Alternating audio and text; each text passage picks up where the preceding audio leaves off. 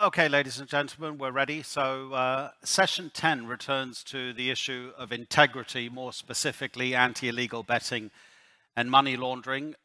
We have three speakers plus a chair of the session. So Martin, if you would like to come to the podium. Martin Purbrick is Director of Security and Integrity at the Hong Kong Jockey Club, and he'll guide you through this session. Thank you very much. So, ladies and gentlemen, I think I'm competing with the coffee break, so perhaps as people drift back in, I'll just give a brief introduction and a thanks. So I'd really like to say thank you to our hosts from the Korean Racing Association, first of all, because they really are very gracious hosts and very entertaining. And I had a wonderful dinner this week with our friends from the KRA, and they told me an interesting anecdote about how foreigners here mix. And apparently, during the Korean War, Bob Hope gave a concert to entertain the troops. And after he told a lot of jokes and made the Americans and foreigners laugh, the Korean host said, "Well, perhaps could you give a joke to the Koreans as well? You know, not just the foreigners." And he told a story, and it was humorous. And he asked the Korean hosts, how did the interpreters translate that? And they said, "Well, Mr. Hope is going to tell a joke, so when he's finished, please laugh."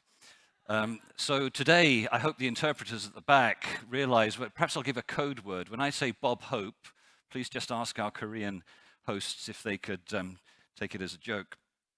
So I just want to give a brief introduction to our three speakers, and hopefully some people will drift back in to hear them. Doug Robinson is my colleague in Security and Integrity with the Hong Kong Jockey Club, and he'll give an update on the work of the Asian Racing Federation's Anti-Illegal Betting Task Force, which has largely been focused on a set of quite deep research work into illegal betting in Australia, New Zealand, Singapore, South Africa, and Korea. Doug's well qualified for this research. He studied his bachelor's degree at the School of Oriental and African Studies, his master's degree at the London School of Economics, later worked as a journalist, and before joining us, worked at Deloitte. I just want to mention, the reason I mention that background is going on from something Professor Jack Anderson mentioned yesterday, that there are too many former police officers in sports integrity teams, and that a blended approach is needed. So if Professor Anderson is here, I'm afraid I'm one of those dinosaurs with a police background in a sports integrity unit. But I do agree with his comments. And Doug's really an example of how we take this quite different approach. He leads our research and intelligence, managing a team whose average age is about 25, most of whom are women, and none of whom are former police officers. So I think that's part of how we need a different approach to racing integrity and sports integrity.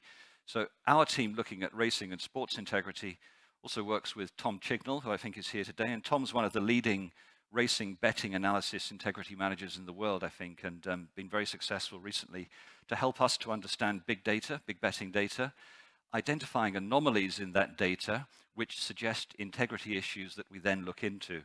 So Tom's role for betting data analysis really is crucial for racing integrity. And of course, my team works with, I think, what we call the iron fist of Kim Kelly, the chief stipendiary steward in Hong Kong. Perhaps if Kim Kelly is the iron fist, then Andrew Harding, the director of racing, is the velvet glove. But that's quite a team.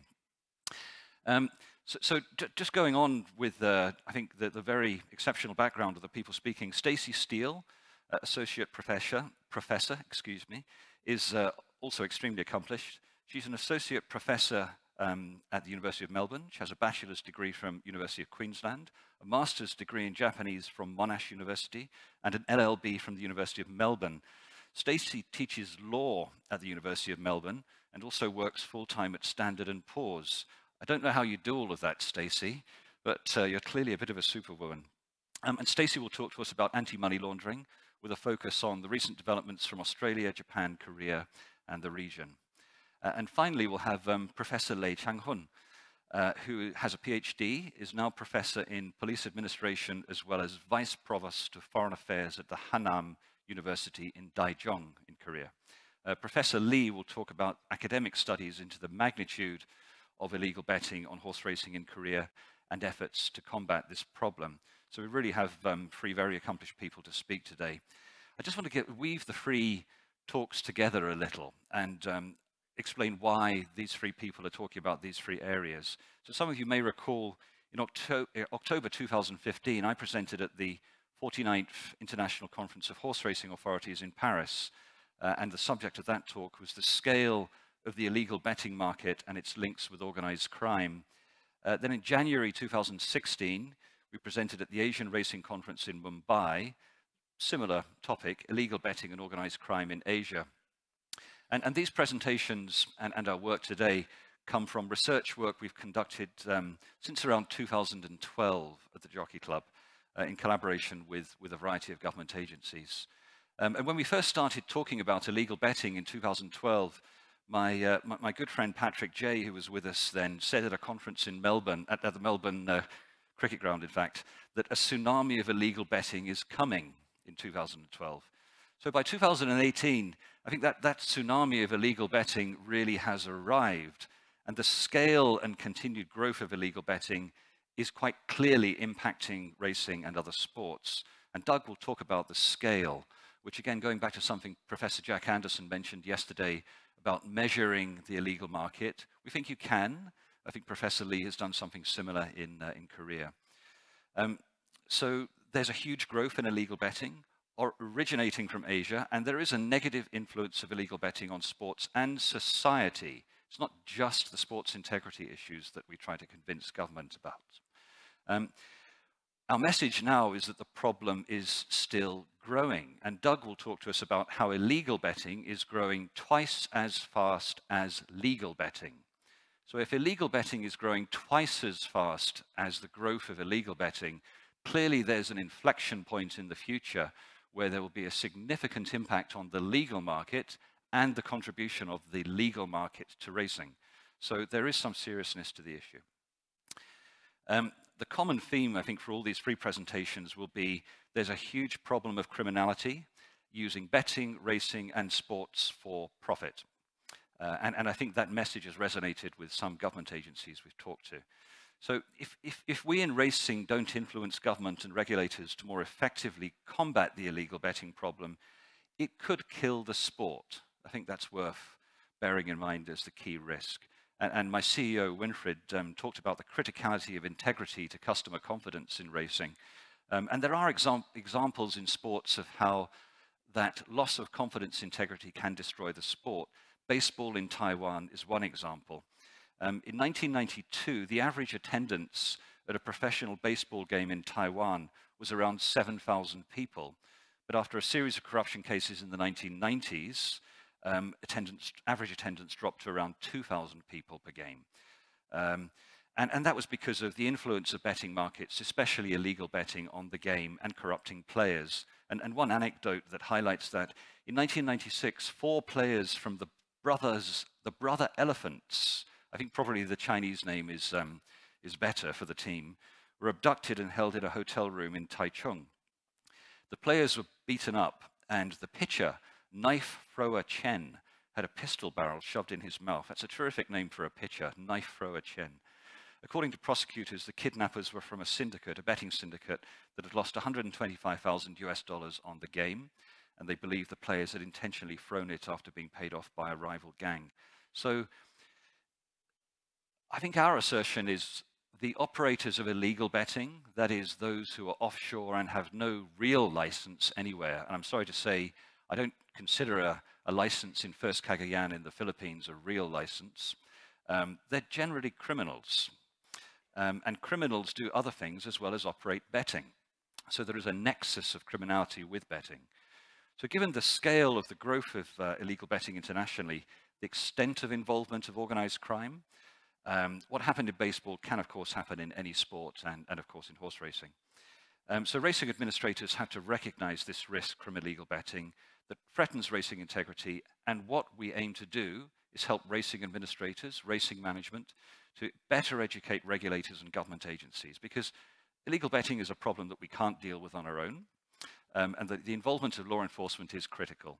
So racing and sports administrators cannot combat criminal groups that seek to corrupt the participants for betting purposes.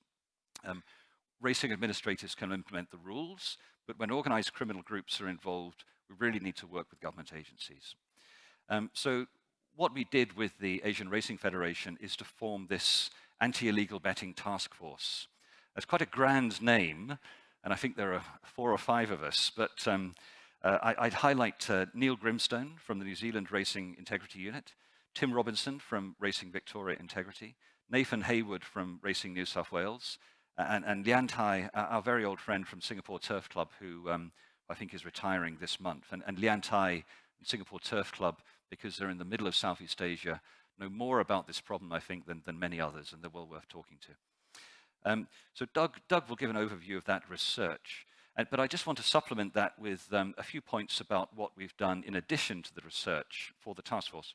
The Asian Racing Federation has signed a Memorandum of Understanding with the Australian Criminal Intelligence Commission, formerly known as the Australian Crime Commission. We now directly provide that agency with intelligence relating to illegal betting operators.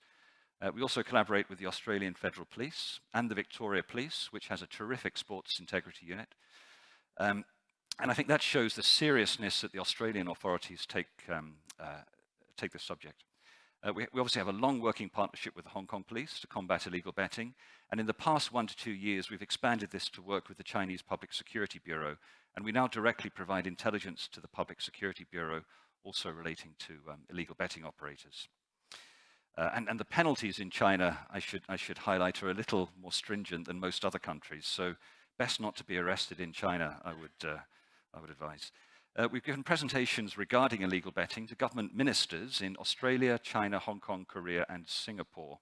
And we're now working with our good friends from the Korean Racing Association to help them to prepare a detailed report that they may consider to submit to the Korean government to better understand the nature of illegal betting, which really is a problem in Korea.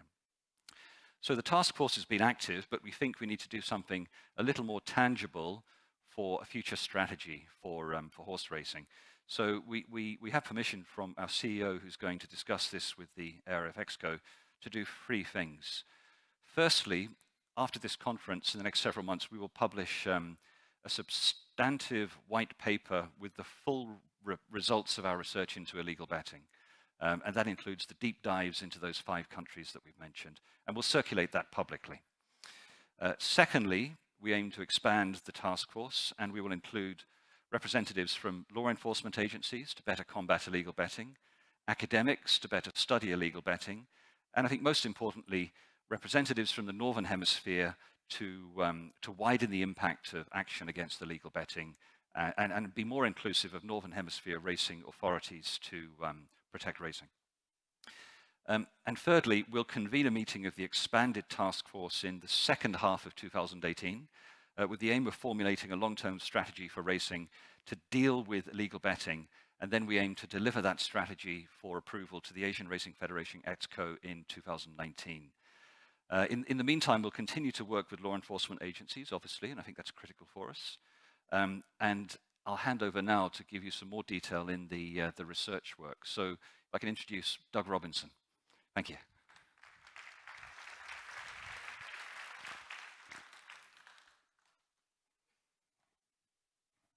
Thank you very much, Martin, and thank you very much, everyone here today, for giving me this opportunity to brief you on our findings. As Martin has already alluded to, over the next 25 minutes or so, I'd like to give you a run-through on our research findings into the illegal betting markets of Australia, New Zealand, Singapore, South Africa, and lastly, South Korea. I will also outline methods by which the Australian Racing Federation members, utilising these findings, can look to tackle illegal betting.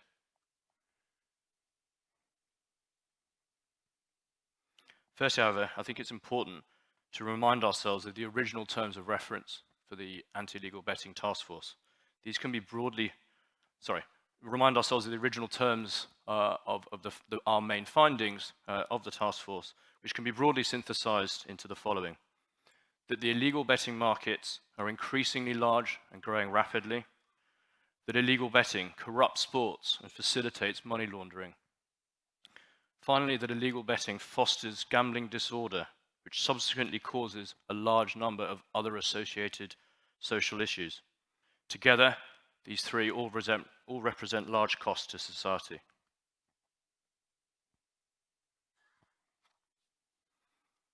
By way of background, the Anti-Illegal Betting Task Force was created in early 2017 and was charged with fostering international cooperation and goodwill amongst key stakeholders within a wider anti-illegal betting framework. As Martin has already mentioned, the task force comprises of a small team of racing integrity and illegal betting experts from Australia, New Zealand, Singapore and Hong Kong.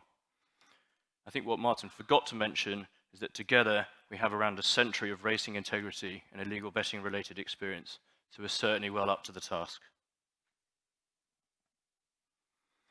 For those who have not yet seen the task force terms of reference, I've included this slide for you. As you can see, they're quite long, they're quite extensive, so I'd just like to highlight in particular terms 1 and 3 to you, which read as follows. Point 1, to develop materials providing information on the illegal betting market. Point 3, to research the economic and social impacts of illegal betting. The task force believed that to effectively achieve all of these objectives, it needed to firstly shine a spotlight on illegal betting markets themselves, as well as their wider impact, before tackling the remaining reference points. Given this, the task force decided to focus on producing 5 in-depth research reports which would achieve these goals for the 5 countries we've listed before, as well as showcase the extent of illegal betting across Asia. These 5 countries share many things in common: vibrant horse racing industries, mature, regulated horse racing betting markets, an appreciation of the nature and extent of illegal betting taking place within their borders, and with the possible exception of South Korea, English as a primary language. However, while they all share a great deal in common, these 5 countries are also distinct geographically, in their better demographics and preferences, and in their regulatory approaches to betting. In short, these 5 countries were selected because the task force considered them to be a representative sample of the wider Asian Racing Federation family. Each of these 5 country reports shares some common themes. Each country report examines the definition of illegal betting within that country, the size and growth rate of that illegal betting market, the associations between illegal betting, sports corruption, and money laundering within those jurisdictions, and last but not least, the economic and social impact of that illegal betting market within that wider economy. Over the next 5 slides, I'll briefly give you a high-level overview of country findings before we move on to the next section, where we'll provide some synthesized findings for you. So first up, Australia. Australia could be considered an exemplar of legalized betting. It has a mature, well-regulated and well-developed and effectively regulated legal betting market, an effective system of oversight and control, including a dedicated sports integrity unit within the country's criminal intelligence agency, the Australian Criminal Intelligence Commission, which is a first globally, and strong, relevant and supportive anti-illegal betting legislation. Because of this, the size of the Australian illegal betting market is relatively small compared to the legal market. Annual profits, illegal betting profits, are estimated at $780 million a year. However, the rate at which illegal betting in Australia is growing outpaces that of the legal market, with evidence suggesting that illegal betting profits will have more than doubled between the period 2010 to 2020. This rapid expansion in illegal betting is mainly due to the proliferation of offshore betting websites, which offer a wide range of attractively priced betting products to Australian bettors. In 2016 alone, it was estimated that 2.2 million Australians bet with such websites. As the rapid expansion of Australia's illegal betting market continues, so too do the links between illegal betting and organised criminal groups in Australia, who use illegal betting profits to fund other illicit activity. Illegal betting also threatens the integrity of Australian sport by giving fixers an avenue through which they can profit from their activities.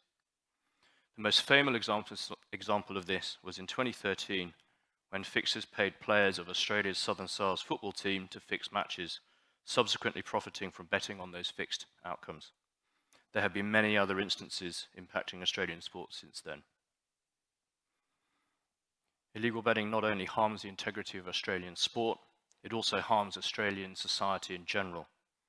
Research shows that over 1/4 of Australians that bet illegally go on to develop gambling disorders, compared to a 10% incident rate among legal bettors.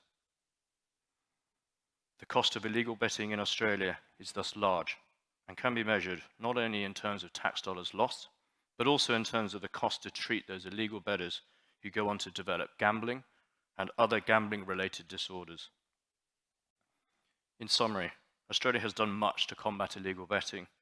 However, it still faces a challenge in curtailing such activity, which continues to grow and which continues to impose large costs upon Australia.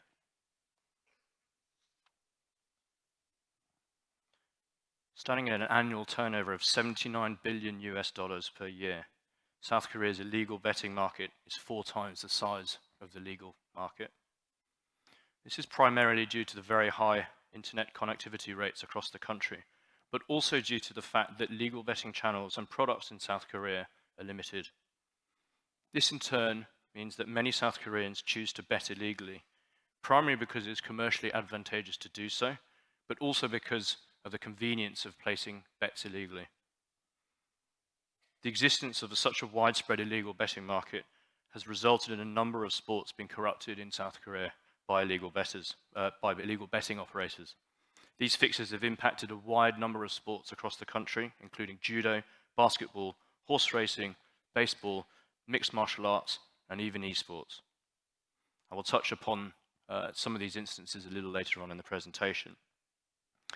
The damage done by fixing in South Korea extends way beyond tarnishing the reputation of South Korean sport. The shame of being implicated in match-fixing scandals has led to a number of South Korean professional sports players attempting to take their own lives in what has, on occasion, been tragic conclusions to such incidences. Illegal betting in South Korea is thus a problem which is proving costly to resolve, not only from an economic perspective, but also from a social one.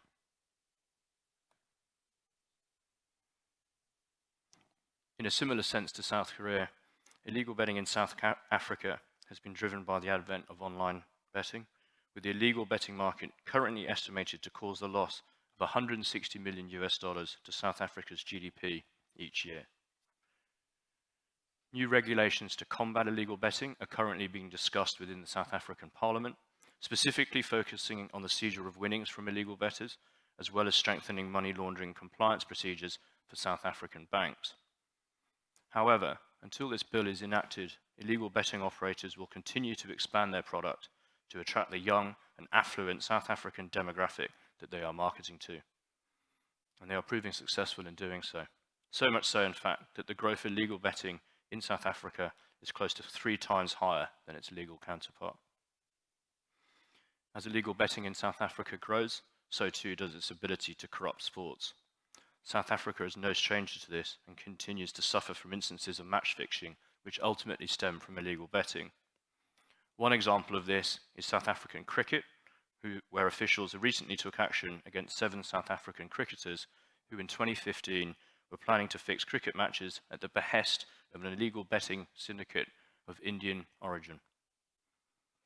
Illegal betting just doesn't hurt African sport, it hurts South African society as well. Approximately 1/3 of illegal bettors in South Africa go on to develop some sort of gambling disorder, with treatment estimated to cost more than $15,000 per person. The South African economy is paying a huge price to resolve their illegal betting issue. While New Zealand's definition of illegal betting differs to others, the desire to curtail illegal, or in this case, offshore betting activity has the same resonance among the authorities there. With offshore betting operators turning over $730 million in wages a year within New Zealand, the authorities are looking to create a distinction between them and legal market betting operators. New legislation is currently underway, which aims to levy charges on the legal industry. Funds generated will then be used to promote and protect New Zealand sport, while those who don't pay will be subject to further scrutiny. The aim of this is to close the door off on offshore betting operators offering betting services in New Zealand, who from a lower base are rapidly catching up on the legal market. It is estimated that by 2020, the number of New Zealand bettors betting with offshore websites could equal half the number of those that bet onshore. However, unfortunately, the passage of this legislation is unlikely to be a quick one, adding credence to the view that offshore betting in New Zealand will continue to grow rapidly over the near term.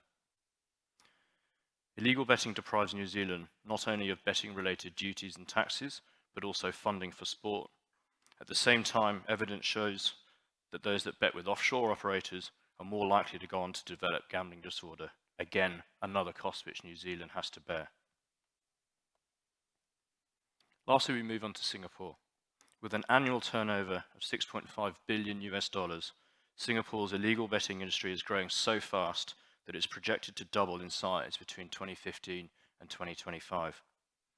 Again, such growth is primarily due to Singapore's high levels of internet connectivity and mobile device usage.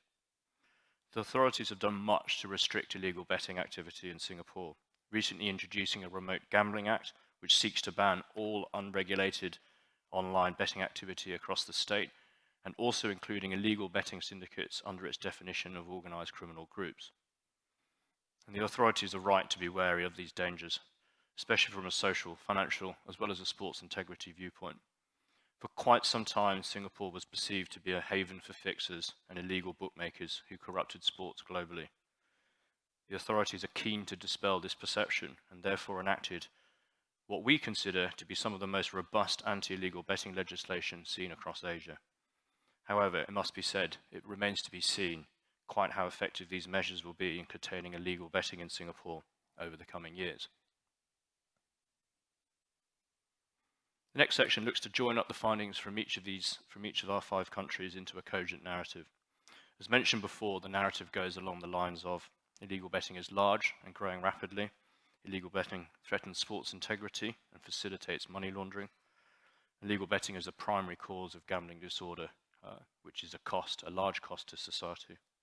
Over the next 10 slides, these 3 main points will be examined in a little bit more detail. The first thing that is evident from this slide is that the total market size of illegal betting markets across the 5 countries is huge, making approximately $2.6 billion US in profit every year. To put that figure into context, the US utility industry total corporate profits for 2016 were $5.5 billion US. So the profits from illegal betting from these 5 countries totals the whole of the US utilities industry, sorry, half of the US utilities industry. The second point to make here is that there is a large variance in illegal betting market figures across the 5 countries. In absolute and percentage terms, the largest illegal betting market is South Korea. However, the second largest illegal betting market, Australia, where annual illegal betting profits equal $780 million US, is also the smallest comparatively. This reflects upon the fact that across the Asian Racing Federation, there are many different jurisdictions of varying shapes and sizes, which is a point which we need to consider in our future work. Yet while the size of illegal betting markets differs across the 5 countries, the pace at which illegal betting markets are expanding is consistently larger than legal growth.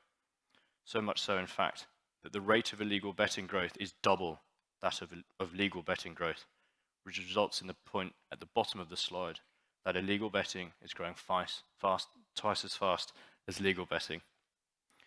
The implications of this, as Martin mentioned earlier, are important, as it gives rise to the thought that legal betting markets could be subsumed by their illegal counterparts, a point that we'll return to in our conclusion. To add some further flavour to this point regarding the large size and expansive nature of illegal betting, it is worth examining one particular illegal betting operator, which I'm sure that many of you are familiar with, called Citybet. Citybet operates as a betting exchange and offers horse racing betting products alongside a number of other racing products across the world.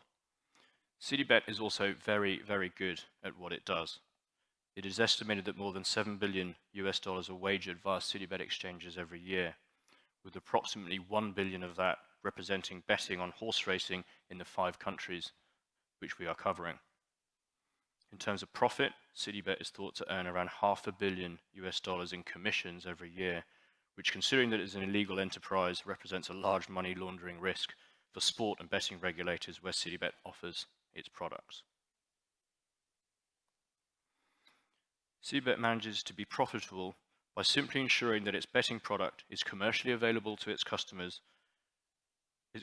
commercially attractive to its customers, and that its product is easy to use and available 24 hours a day, 7 days a week. The fact that Citybet offers discounted odds derived from legal betting operator totes means that its prices will always be better than those of the legal market. And as this slide shows, Citybet doesn't just offer one online betting portal for its customers to bet via. It operates a network of 30+ mirror websites. Those are websites that emulate the main betting portal. And on the screen, they're represented by the blue dots. And they also operate a number of backup servers located across Asia, all of which ensure the continuity of Citybet's illegal betting operations, even if the main website or the main server is taken down by the authorities. Citybet's ability to retain existing customers and also expand its business is evident from this slide, which shows the number of times Citybet or one of its mirror websites was accessed in Australia over 2016.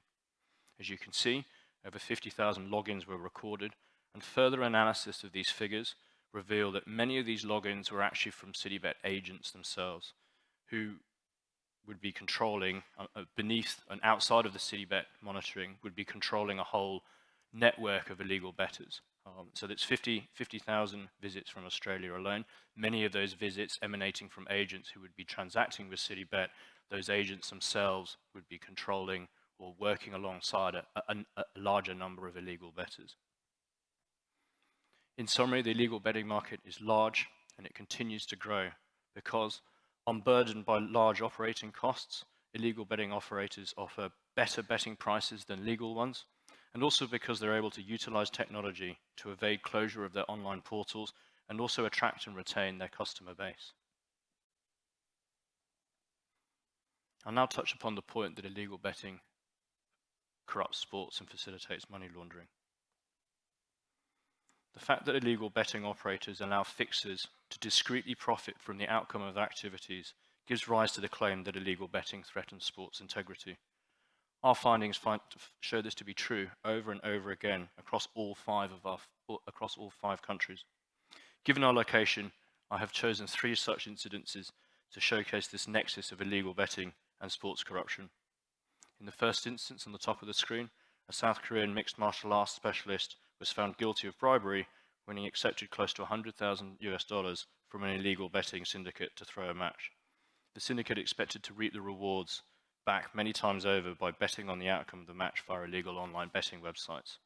In the second instance, it was the players themselves that instigated the fix, hoping to profit via illegal betting operators from knowing the outcome of the match in advance. Lastly, and not shown on the screen, in late 2017, a South Korean esports professional fixed an e-gaming match for the benefit of an illegal betting website operator. What was interesting about this particular case was that the website operator paid the player $4,000 to fix the match, yet earned over 3 times that amount from the operation of his illegal betting website. As these case studies show, illegal betting operators are more than capable of corrupting sport, and at the same time they are not picky about which sports they choose to corrupt. Illegal betting doesn't only corrupt sports, they also look to launder other illicit funds or were the causes of further instances of money laundering activity. It is estimated that upwards of $140 billion are laundered via illegal betting markets annually, accounting for approximately 1% of the global underground economy.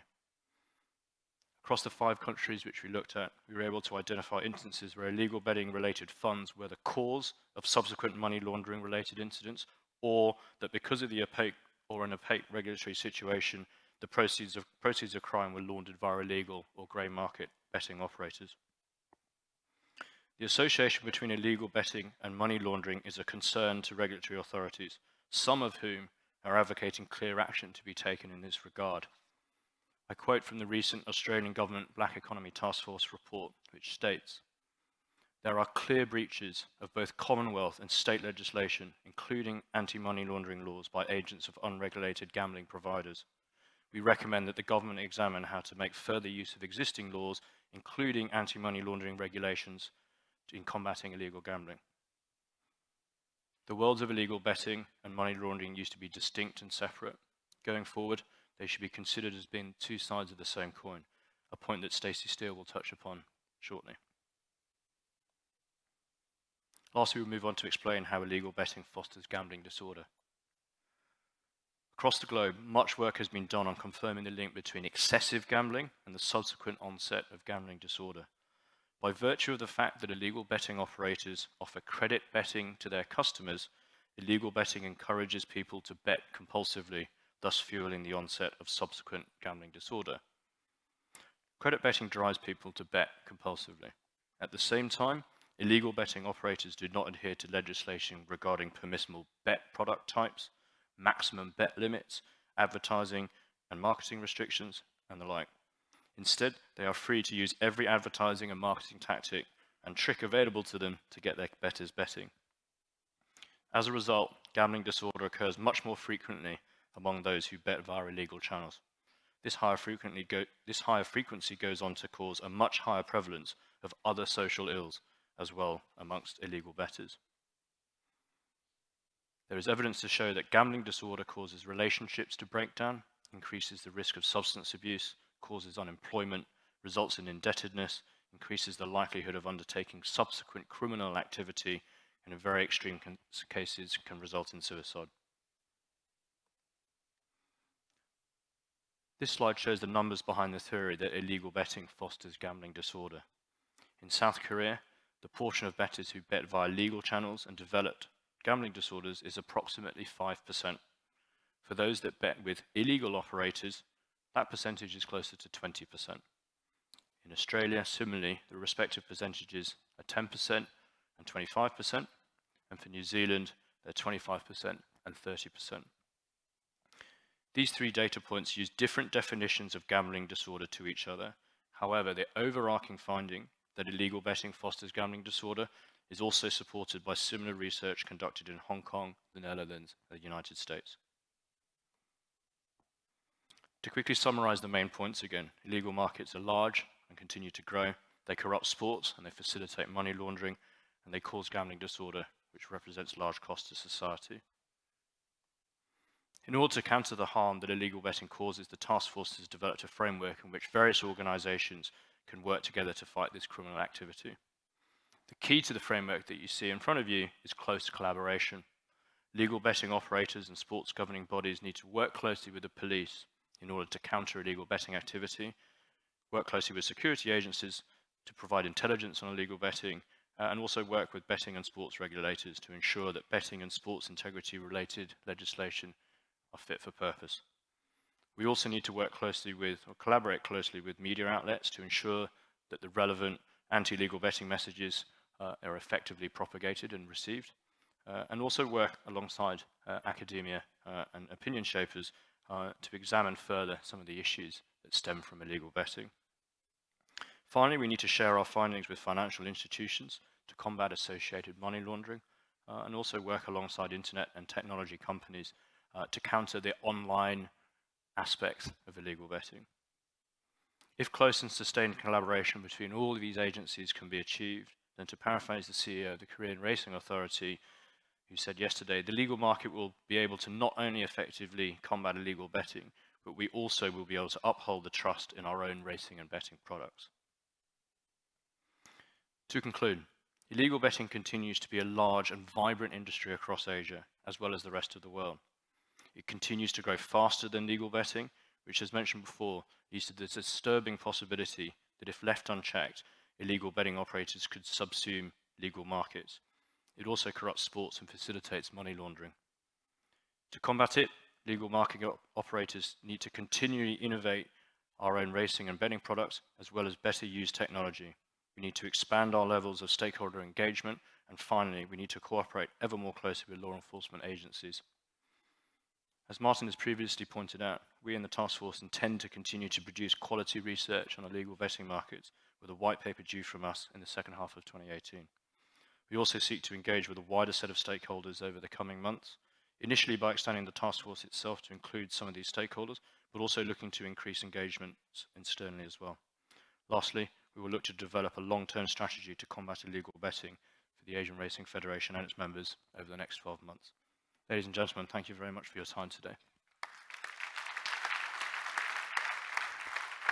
Okay, thanks. Let's see. Stacey, over to you.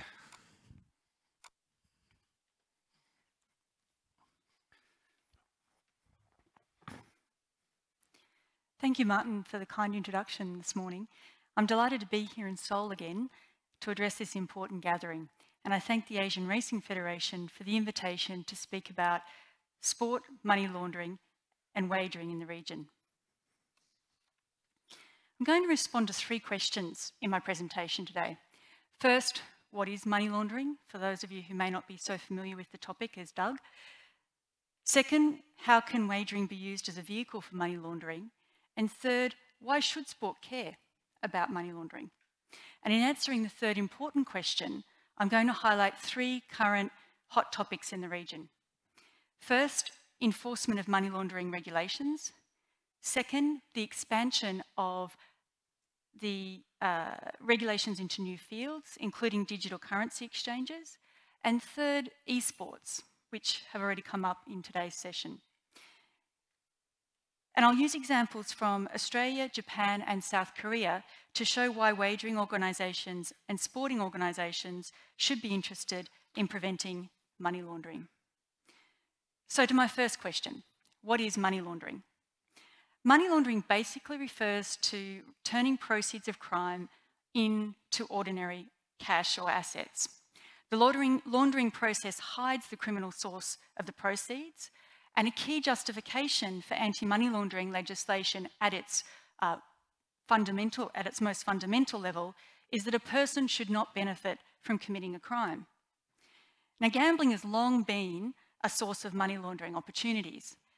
However, if some important changes have occurred in the last few years, which have intensified the interest in the relationship between money laundering and sport. So first, anti-money laundering has become a global phenomenon. The regulator's jurisdictional coverage is ever increasing. Second, there has been an increase in betting on sports and wagering online. Internet wagering makes it cheaper and easier to bet, and the lack of face-to-face contact also increases the potential for money laundering through wagering. Third, the potential returns from wagering are better than ever. Payout rates have increased, and increased payout rates mean that it is relatively cheap to launder money through wagering. Fourth, there are some concerns amongst some commentators that criminals will use match fixing to guarantee returns to organised crime gangs. According to this line of thinking, sport makes a compelling target for criminals wanting to turn the proceeds of the crime into legitimate funds. And so this brings me to my second question today. How can wagering be used as a vehicle for money laundering? We've heard that it's rife, but how do you actually do it? So let me give you an example of money laundering involving online betting, which Austrack published in 2012. Austrack is Australia's financial intelligence agency. Austrack also has a mandate to help detect, prevent, investigate, and prosecute money laundering.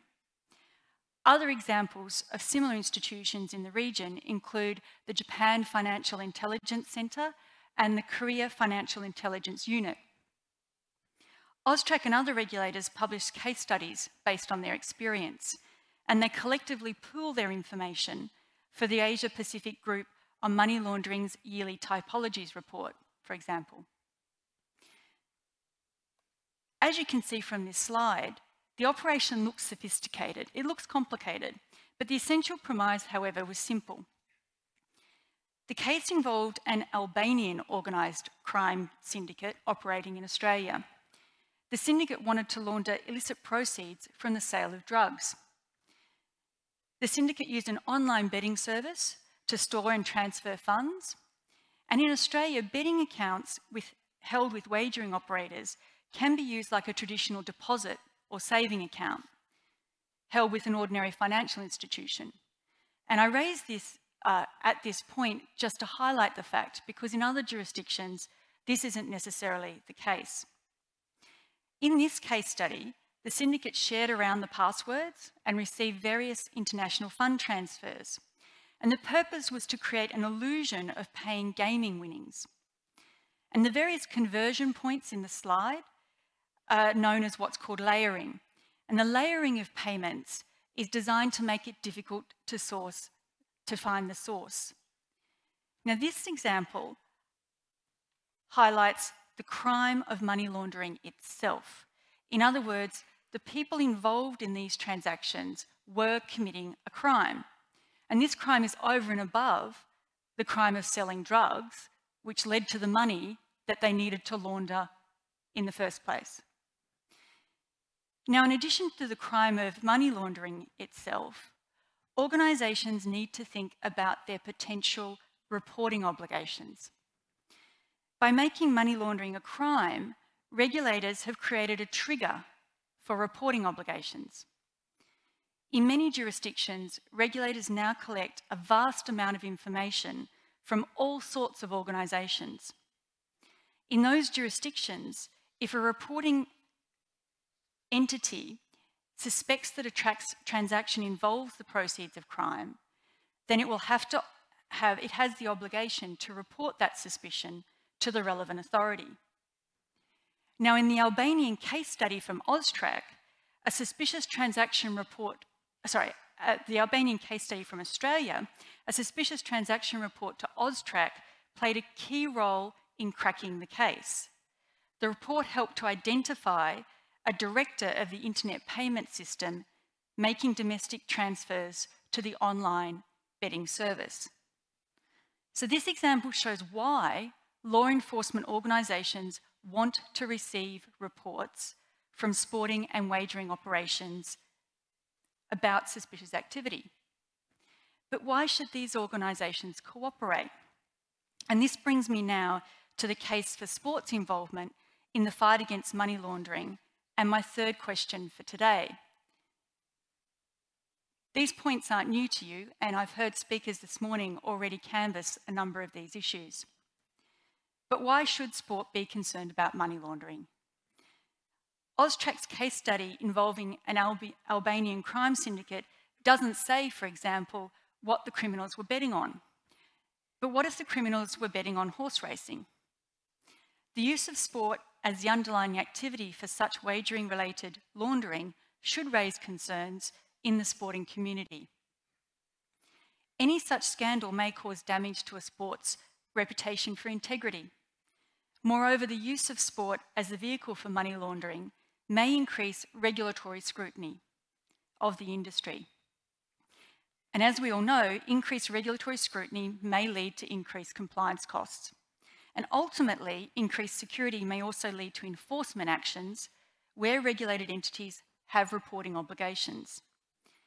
Potential investigation and prosecution is another key reason why sports should be concerned about money laundering. Failure to comply with reporting obligations brings me to a significant recent development in Australia. In Australia, Austrack has increased its focus on enforcement. In its most recent annual report, Austrack itself refers to its increased organisational tempo, and it refers to hardening industry, these sorts of industries. And Austrack's regulatory reach is significant. It is a major regulator in Australia. It has over 14,000 reporting entities. And importantly for today's audience, Austrack's jurisdiction extends to gambling services. So entities which are required to report to Austrack include on-course bookmakers, totaliser agency boards, and online gambling services. And reporting entities are also required to maintain and comply an AML-CTF program. Austrack's renewed approach to enforcement is highlighted by its recent case against Tabcorp.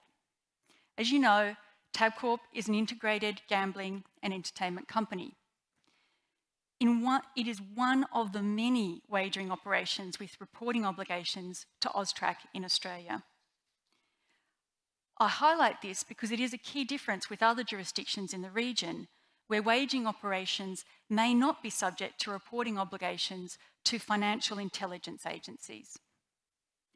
So in July 2015, Austrack commenced proceedings against Tabcorp.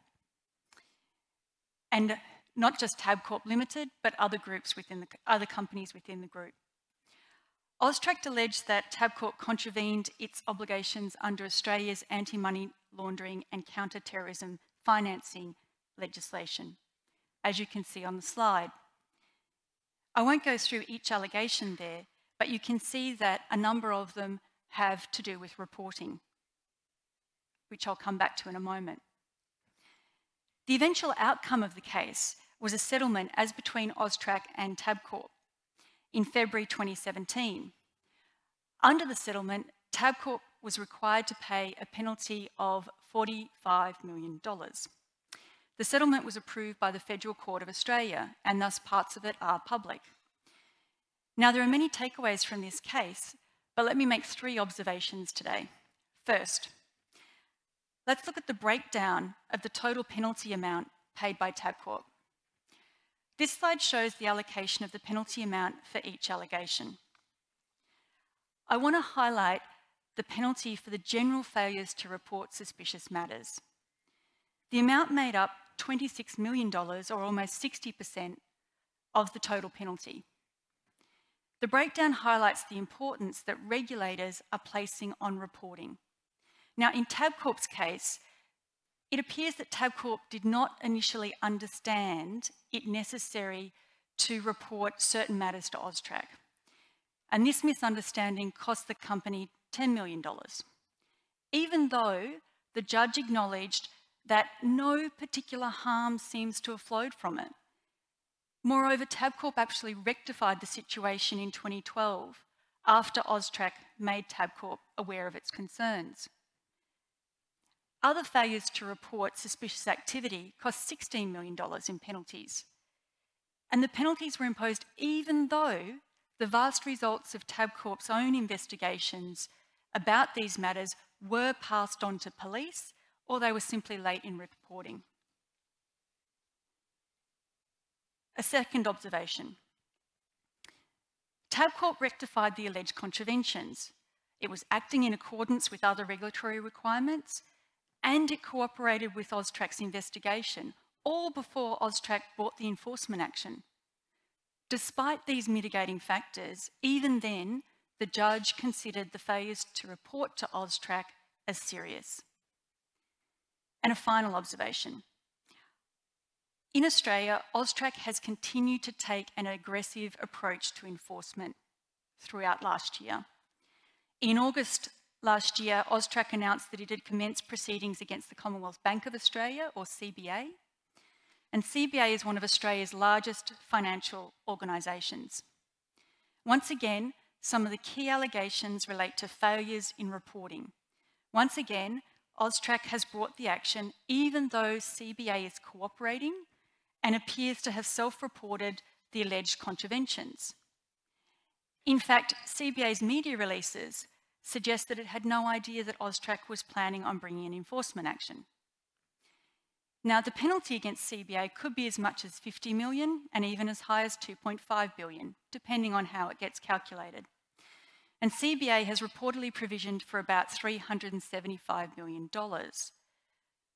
CBA is also facing at least 2 class action litigations in Australia, which is a topic I won't go into, but that's another pet topic of mine. Class actions in Australia, very easy to run and very likely to settle. And the investors in this case allege that CBA should have made earlier disclosures to the market as a listed company. Now, it remains to be seen whether Austrack will continue with its aggressive enforcement policy under the new CEO, but in conclusion on this point, there is a clear expectation that reporting entities cooperate with Austrack and assist law enforcement in their investigations by providing information. So let me turn now to Japan and make a few comments about the challenges and achievements in Japan when it comes to anti-money laundering. Recent developments in Japan have highlighted a second reason why sport globally needs to be concerned about money laundering. Politicians globally are expanding the reach of anti-money laundering regulations, and approaches change quickly. Being aware of developments means the industry can position itself to have sensible discussions with regulators. New regulations come with resourcing, compliance, and commercial burdens, and programs need to be considered in the context of the risk presented by and to the particular sport in the relevant jurisdiction. So recent developments in relation to digital currency exchanges in Japan demonstrate how quickly the government can move. Now, talk of digital currencies or cryptocurrencies such as Bitcoin, the use of blockchain to facilitate financial transactions are common in financial markets. Briefly, blockchain refers to a type of digital ledger. The ledger allows for various transactions to be viewed and completed openly in an open environment as between various parties quickly and cheaply. Now, these technological developments in the financial sector are also spreading into sporting and wagering spheres. In Malta, for example, the wagering industry is set to trial sandboxes for virtual currency wagering. Now, Japan has the most comprehensive system for regulating digital currency exchange providers amongst all OECD jurisdictions. Japan's investors are very active in the Bitcoin market. In 2014, Japan experienced the world's first digital currency exchange insolvency. It's called the Mt. Gox scandal, and the proceedings are still on foot. And in response to these developments, Japan amended its anti-money laundering regime in 2017, and digital exchange operators are now required to report transactions suspected to involve money laundering. In the first 6 months of the new legislation's operation, 170 suspected money laundering cases involving digital currencies were reported to the National Police Agency. The amendments to the anti-money laundering regime in 2017 demonstrate that Japan is not adverse to expanding the reach of the legislation. And Japan's regulatory approach to digital exchange operators may mean some crossover into new areas. For example, if any sports begin using this type of technology. Now, the potential introduction of casinos in Japan may also start to change public perception about money laundering and wagering, which to some extent at the moment is it happens elsewhere. Current debates about Japan's integrated resort legislation have included concerns about the issue of problem gambling and money laundering. The government is still aiming to pass the casino bill during the current parliamentary session ending next month. If successful, the first casinos may open sometime after 2022. Now, some commentators expect Japan to draw wagering business from Macau. And given the documented concerns about money laundering in Macau, the crossover of visitors with Japan will be concerning to Japanese regulators. These developments are putting money laundering on the map from a policy agenda perspective and a media perspective in Japan. In fact, the Japanese Financial Services Agency issued warnings to financial institutions asking them to increase their vigilance when it comes to money laundering last year. So I think Japanese institutions do need to watch this space carefully. Now, I'd like to mention briefly one other emerging area which I think should be of interest to sport, and it's come up already this morning. Electronic sports, or esports, are increasingly popular. Now, esports refers to playing electronic games competitively. Players receive prize money and sponsorship, and esports will be included in the Asian Games in 2022. And esports are enormously popular in Korea and widely recognised by the public as a legitimate sporting pastime. Korea is ranked #1 globally according to the Seoul-based International Esports Federation. And esports is an area, I think, where our Korean hosts are developing regulatory and investigatory expertise. And I'm sure there's a lot we can learn from Korea's leadership in tackling the problems associated with esports. Let me give you a recent example of a case that's happened in Korea. In November 2017, the Korean Esports Association, or KESPA, employees were arrested, a few of them, for accepting bribes and laundering money. 2 KESPA employees and a broker tried to launder part of a shady sponsorship payment through a sham business transaction. Now, according to the news reports, prosecutors believe that the laundered money was delivered to the former Korean Esports Association chairman, and that former chairman was charged earlier this year for alleged bribery, embezzlement, abuse of power as a government official, and receiving illegal political funds. So this case is an example of the crime of money laundering, as opposed to the reporting issue, which I was speaking about earlier. And there are several issues for wagering operators too. Betting is increasingly available on esports and very likely to be online. Also, there is a lack of established governance in the sports. And there's still no definitive answer to the question of whether esports fall within traditional definitions of sport.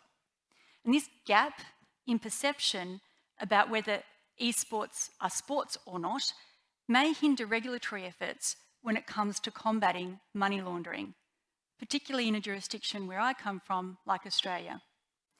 So, esports, digital currencies and technology, such as blockchain, challenge traditional business and regulatory models. And at the same time, they present opportunities for money laundering. Let me make one last observation on technology. To date, authorities have prioritised opportunities to launder money at the point at which the proceeds are converted to so-called legitimate sources of money. That conversion point is what they've been interested in. So, for example, the point when the criminal proceeds are made to look like cash from wagering winnings. And similarly, regulators to date have publicly focused on digital currencies, such as Bitcoin, at the point at which they are converted into fiat or traditional currencies, such as Japanese yen or Korean won. And this focus on the point of exchange, in my view, is outdated. Criminals could establish their own closed digital exchange, for example, or create their own cryptocurrency. And it doesn't require conversion into a traditional currency or what they call a fiat currency. And I can imagine a scenario of a wagering syndicate that uses the technology to bet between themselves. Each user, for example, could purchase a so-called seat on the exchange, just in the same way as you might purchase a seat at a poker game. And any transactions relevant to the bets can occur on the exchange and be recorded on the exchange, as can people's wallet balances. And then the transactions and bet themselves are conducted anonymously, mostly, and money gets moved around between users to purchase goods and services in a global underground digital economy. And the technology is already here. So, to sum up my remarks, why is the prevention of money laundering important for sport? Well, I hope the examples from Australia demonstrate the intense enforcement scrutiny in the region and the failure to report leading to reputational and financial consequences. The issues that Japan is facing with new industries, like a casino bill being developed in this month's, probably going to be passed in this month's Parliament, show that the landscape changes very quickly and public perceptions can change very quickly too.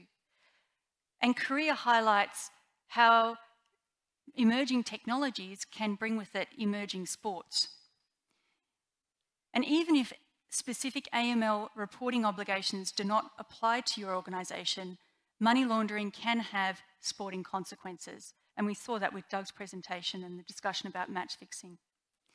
So I hope the examples which I've highlighted today have demonstrated to you how dynamic this area of law and practice is and how it is evolving. And more, wagering organisations and racing authorities will be expected to cooperate with regulators in the region.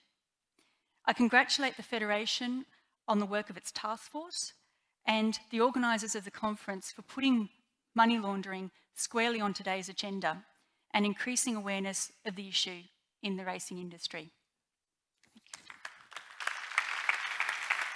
Thank you, Martin. Thank you very much.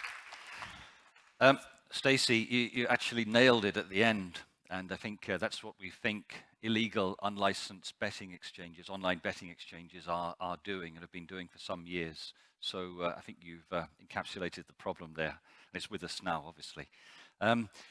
Professor Lee is our final speaker, and as we're holding you back from lunch, we've locked the doors, so you do have to stay for Professor Lee's talk, and welcome, Professor Lee. We're really looking forward to hearing from you.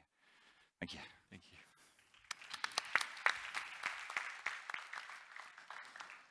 Hi, everyone.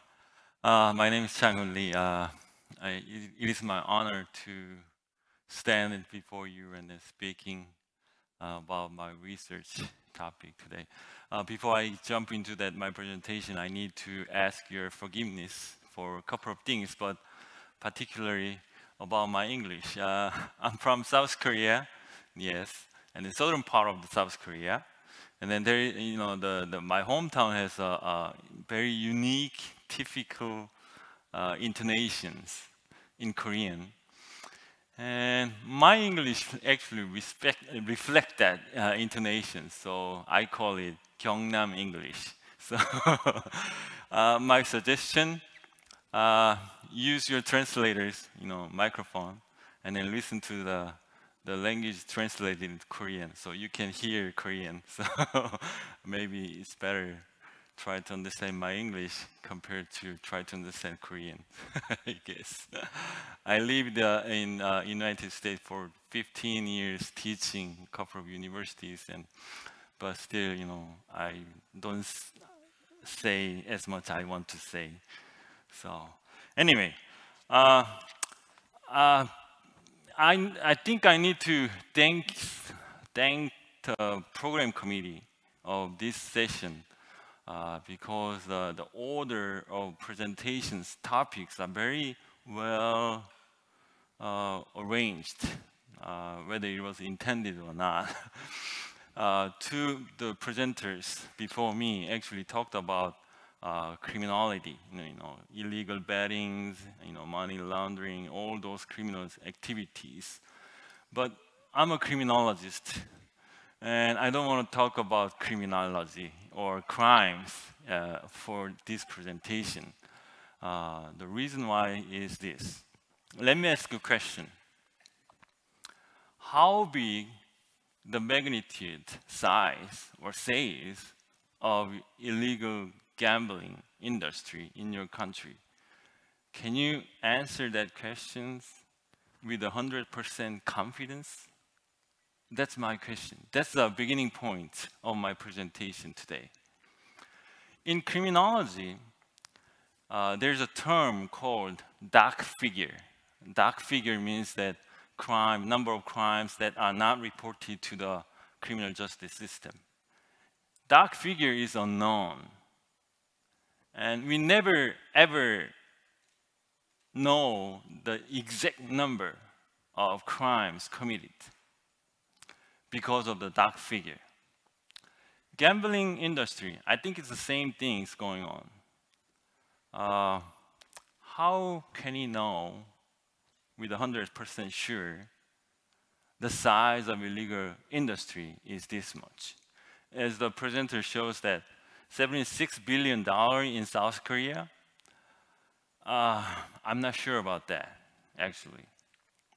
And then comparing those size of illegal gambling industry across different countries, I think that's kind of dangerous for now. And even worse is that based on that an accurate estimation, we actually try to develop policies against illegal gambling activities.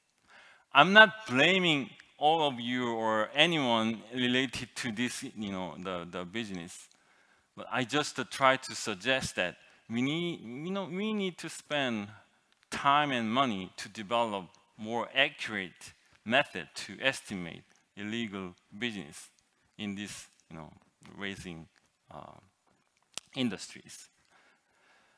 So my presentation today will focus on that, the newly developed method of estimating illegal gambling activities, business. So contents, introduction is done, and purpose of study. So I will talk about estimating magnitude of illegal horse racing industry, and then I also talk about a little bit about the theoretical explanations why people jump onto that illegal gambling activities. And then I will provide a result of my research on BC analysis, focusing on effects of crackdown activities. And then we'll move on to that the strategies of controlling and managing the illegal gambling activities. So, introduction. Do we know how big illegal gambling industry is? No. And what factor really affects the illegal gambling behavior? There are previous studies, academia, focused on that, study that the very, many different factors, but those factors typically focused on psychological factors. So, weak low level of self-esteem, or materialisms, those kind of things, of influence of addiction rate, and then because of that, they continue to do the illegal gambling. But how about sociological factors? What else do we have to know about that? So I will talk about that a little bit about, and then I will focus on how we can deal with or manage the illegal gambling activities. Last year, Korean Racing Authority funded the money, huge money to me, not really huge though. So I carried out empirical studies, and that study focused on developing better method of estimating illegal business, and then try to find out some of most important factors influencing illegal gambling activities. And then at the end, I was asked to provide some responses or a method to deal with those illegal activities. And I began with my studies investigating or analyzing the previous studies about estimating the illegal gambling business in South Korea. And there were 3 different studies. First one was done in 2008 by Aju University. They used a method so-called educated guess. It means guessing. Anyone can do that. With a little bit more further, collection of data, they can do that. And what they did is that they multiplied the number of the companies charged and prosecuted by the prosecution, multiplied by that the number of the companies involved in that cases, and multiplied by sales, number of size of the sales, and the number of the days. So they multiplied all those factors and then conclude that illegal horse racing industry size is $2.5 billion in South Korea in 2008. Again, it was based on an educated guess. And in 4 years later, 2012, the Korea University conducted a second series of the study. And they used very similar method, educated guess. Number of companies charged, multiplied by number of the companies involved, multiplied by size of sales, and size of, number of days. So they try to multiply all those factors and then draw the conclusion about the size. Result was $9.2 billion in year 2012. There was dramatic changes between 2012 and 2016. 2016, Chungbuk University carried out that study, and then they used different method. They did face-to-face interview with the owners of the illegal gambling company, and then users, anyone like us. I don't know whether you do actually gamble or not. And then private police, those are the agents hired by the institutions, gambling institutions. And then they surveyed illegal gamblers and citizens of 2,300 gamblers and the citizens. And then they used a new kind of approach. It was from top to down approach. It means that they first estimated total size of gambling industry, and then they divided those total size into different, specific size of specific types of gambling activities, like size of illegal horse racing, like that. And then they conclude that the total illegal horse racing industry size is $13 billion US dollar in South Korea year 2016. Yeah, it shows that the size is growing right now. But is that really accurate? Nobody knows. We need to play a god right now here. Estimating a dark figure, we are the god. So I figured some different method. The method originally used in a study conducted in 2014, funded by the Korean Gambling Authority. And then I used the probability theory. Probability theory, is kind of a technical term. In lay person's term, it means that we do survey and then collect the data and then analyze it, and then we infer those statistics to the population parameter, means that population characteristics. So we make inference based on a result of the analysis. And then last year, as I mentioned, Korean Racing Authority funded money, and then I conducted another study, empirical study, using probability theory and population proportionate stratified sampling method.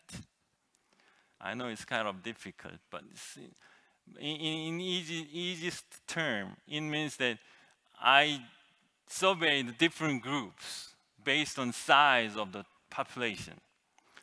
What I did was that I divided total population into two groups. One is regular recreational user of the horse racing. And I tried to identify those who are addicted to horse racing.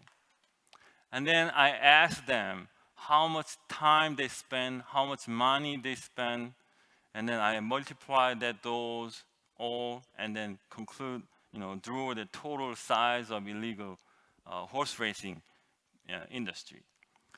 This shows outcome of my estimation, but not about the illegal horse racing. This is estimate I made about legal, legitimate horse racing, the sales. Reason why I did is that I want to test my method, that how much accurate my method is. So, we know the total sales of horse racing already, because KRA always publish that outcome, and they collect all the data. So that's the legitimate outcome, and then we know the answer. So I want to test my method, and then I used, as you can see, population and then user rate, number of users, and then betting types. And then I also use that the level of addictions. So I categorized all the population, users and then addicts into the 4 different groups. And then I asked their using rate, betting money of the betting, average betting money, and then average number of their betting, things like that. And then I calculate that total legitimate horse racing betting. And then the estimate was 7.2 billion. And then in year 2016, official record says that total sales of horse racing was 7.23 billion US dollar. My estimate was really accurate. The error rate was only 0.6. So I was pretty much confident that I can go on estimating the illegal business industry of the horse racing using my method. Now, I figured some different, I investigated a little bit more, and then there was a problem. Legitimate horse racing in South Korea has only one type. You go to that store, racing place, or distant remote racing place, and then you bet. Not online, you need to purchase the ticket. But in illegal gambling, there are 3 different types. One is called house. Means that you need to go to that the illegal horse racing place, and then you bet on that place. Or you go to the online, and then you purchase the ticket. That's illegal in South Korea, though. Or last one is you make a phone call to the company, which is illegal company, and then you purchase it. So there are different types of illegal gambling activities in horse racing in South Korea. And then some of them are using multiple methods. So I need to figure the proportion of their activities and then overlaps. And then I consider those things in my calculations. And again, same thing, I differentiate the level of addictions. And then bettings, the magnitude of bettings and betting activities, things like that. My conclusion was this. I used the same method in calculation, and the total size of illegal horse racing industry in South Korea in 2016 was 11.1 billion US dollars. I am pretty much confident that this is an accurate number. Now, let me move to that. Since we figured that the size of the illegal business right now we can make any kind of inference in terms of rates of addicts or size of the total number of people using illegal horse racing. Once we have an accurate foundation, then we can develop effective policies against that illegal business. But as I mentioned at the beginning, we don't have many empirical studies investigating the factors that significantly influence illegal behavior, gambling activities. So I tried to apply criminological theories to the illegal horse racing activities. And then the factors actually this study was carried out last year, funded by the Korean Addiction Institution. And then the result shows that number of friends who do illegal gambling actually influence illegal gambling behavior of one's own. Also, the person's perspective about the money, stress, strain, actually can influence the illegal gambling activity too. And those kind of the social factors actually influence one's definition about the illegal gambling activities. In other words, you have close friends who are doing illegal gambling, and then your friends will say that it's okay, you do it, you know, nobody get arrested, nobody get hurt, it's okay, no problem. That actually develops your definition of law against illegal gambling behavior. Not just your low level of self-esteem, not just the low level of your self-control actually influence your illegal gambling behavior, but your friends, your social network, your family, your experiences actually influence your gambling behavior. And misconception will actually influence addiction, and addiction will continuously influence your illegal gambling behavior. So now we know the size, exactly size of the illegal gambling business, in this case horse racing. And now we know that friends, your network actually influence your gambling behavior, illegal. That's the foundation for my policy implication. But before jumping to that, I need to figure out whether policy should focus on crack down or controlling the illegal gambling or managing the illegal gambling, horse racing. So I tried to do the benefit and cost analysis of cracking down activities on total size of the horse racing industry. As I said, there are 3 types of the illegal gambling behavior. So KRA has 3 different units focusing on specific types of gambling behavior to control that. The outcome of that cracking down activity should be 2, not just 1. Because, you know, once we try to control illegal behavior, then those people will stop their illegal behavior.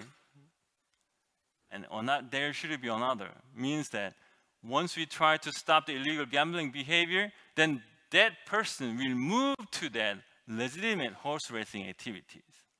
So we need to figure 2 things. Direct effect of the cracking down, indirect effect of cracking down.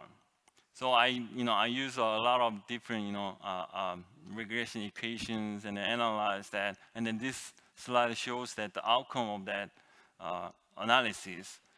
And this slide actually shows that, summarize the result. It says that once KRA arrest or detect and then charge 1 person who did the illegal gambling, will actually increase $1.1 million in total sales. It does not mean that the person who are charged used to spend $1.1 million in gambling behavior. It's not like that. Once we arrest 1 person and charge that, and then that will influence other persons' illegal behavior too. So that's what that says. Total effects of cracking down in 2016 was $474 million increases in total sale. But there's a problem we need to overcome. The problem is that not everyone who are cracked down or who saw the cracking down or controlling the illegal gambling behavior will move to the legitimate horse racing industry activities, right? Some people will remain hide and then wait until the policing has been gone. Some people move to that, go to the legitimate racing, places and then bet their money. There gotta be small, only not 100% of all of them will move to that legitimate industry. So we need to estimate that how many people will move to that once they are policed. So I try to ask them, how many of them will move to that legitimate, business? And then based on that outcome, again, I use the level of addictions. And then I calculate that, and the result shows that once we do policing in the illegal gambling behavior, then $547 million will move from the illegal business to the legal business. And combining those two resulted in $1 billion US dollars. That's the effect of controlling, policing of the illegal gambling behavior. This is huge, particularly in South Korea. What I'm trying to say here is that controlling is important. The point is that how we control that is more important. But on top of that, having said that, there's one more thing. You know, policing illegal behavior is considered as a stick. But how about the carrot? Is there any way we can, persuade or reduce or allure them to the legal, market? In South Korea, as you may know, online is illegal right now. So I estimate that once we legalize online gambling, how much money will move from illegal to legal industry? And the result was $4.1 billion US dollars. That's another huge number.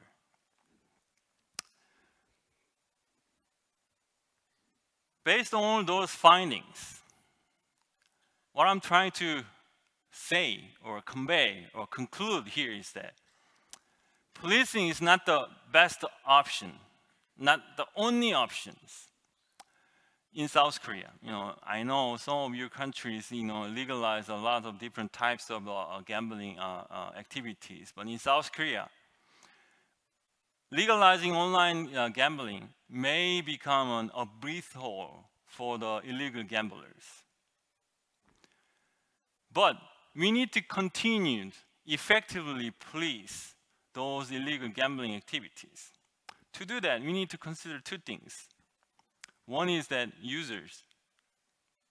When we talk about policies against the illegal gambling activities, we usually don't really talk about users, but we need to focus on that too.